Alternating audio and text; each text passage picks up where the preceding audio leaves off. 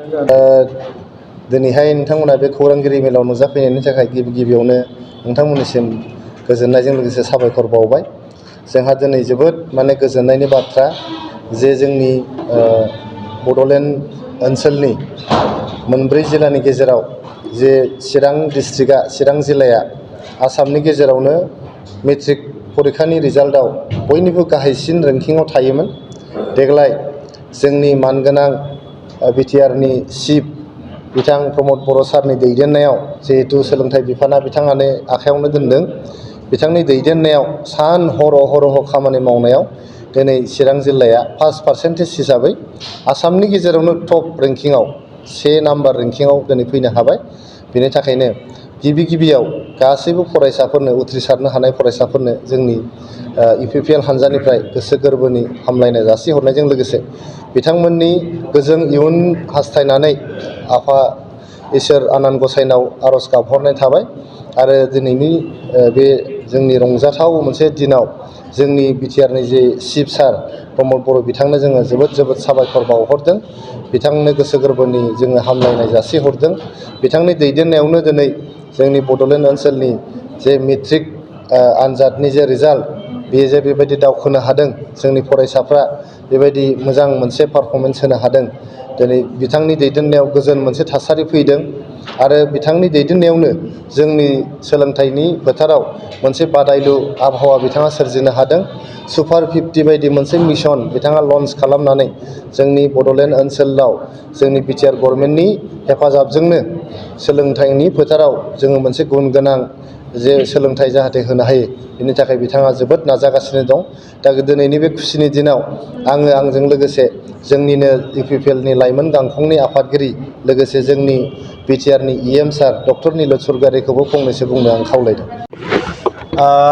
गिबियावनो आंनिफ्रायबो जाय बिथांमोना पास जाबाय, मोजां रिजाल्ट खालामनो हाबाय, बिथांमोननिसिम आंनि गोसो गोरबोनि हामलायनायखौ जासिहरबाय, कंग्रेचुलेसन जासिहरबाय।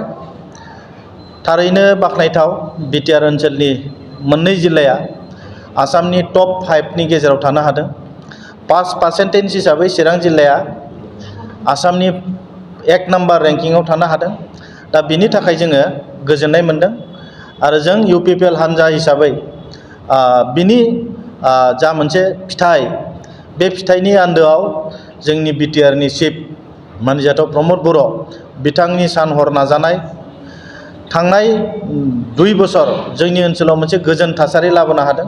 आरो बे गोजोन थासारिल' नङा, बिथांनि नाजानायाव जोंहा सुपार 50 मिशनफोर बायदि मोनसे सुबुं धोन दानाय जा मोनसे मिशन, बेफोरजों सोमोन्दो गोनां आरो जोंनि ओनसोलाव थानाय मोनफ्रोमबो फरायसालिफोरखौ स्कुल एडप्शन मोनसे हाबाफारिनि गेजेरजों गोबां स्कुलफोरा दा मोजां मोनसे अबस्थायाव फैदों। दा बेखायनो परिबेस आरो जोंनि नाजानाय बिनि गेजेरजों दिनै मोनसे फिथाइ मोननो हादों। गतिके दिनैनि नैबे मिडियानि गेजेरजों जोंनि बिटिआरनि चिफ प्रमद बर' सार बिथांनो जों साबायखर जासिहरदों, कंग्रेचुलेसन जासिहरदों। जाहाथे फैबाय थानाय समाव आरो जों बेनिख्रुइ साबसिन हामसिन रिजाल्ट खालामबावनो हायो, जों बेखौ मिजिंथिदों। गतिके दिनै नैबे समाव बयनोबो बिटिआरनि आरो आसामनि जाय बिथांमोना मोजां मार्क लानानै पास खालामनो हाबाय, बिथांमोननिसिम साबायखर जासिनाय हरनाय थाबाय। गोजोन्थों। मोनसे गोजोनथाव खौरां। क'क्राझार सहरनि जेडि रडजों नांजाबनाय गोजोनपुरि रयेल एनफिल्ड श'रुमनि गोजौआव दंसै आइ आफा BM इन्स्टिटिउट अफ पेरामेडिक्स। बे आइ आफा BM इन्स्टिटिउट अफ पेरामेडिक्सआ नोंथांमोननो लानानै फैदों देहा जोथोन लाखिनायनि माखासे आयदाफोरनि गोदान सोलोंसालि। 10+2नि उथ्रिसारनाय बिजाथि एबा फरायसाफोरा बे पेरामेडिक्सआव गावारि सोलोंथाइखौ लानो हागोन। क'क्राझार सहरनि गोजोनपुरि एबा गांजिमा बाजारजों नांजाबनाय आइ आफा BM इन्स्टिटिउट अफ पेरामेडिक्सआ नोंथांमोननि थाखाय गोदान मुं थिसननाय आयदाफोरानो जादों medical laboratory technology, assistant nursing, first aid, patient care, dialysis technician, OT technician. Physiotherapy कर्सखौ 2 बोसोरनि गेजेरावनो आबुं खालामनानै BSS डिप्ल'माखौ लानो हागोन।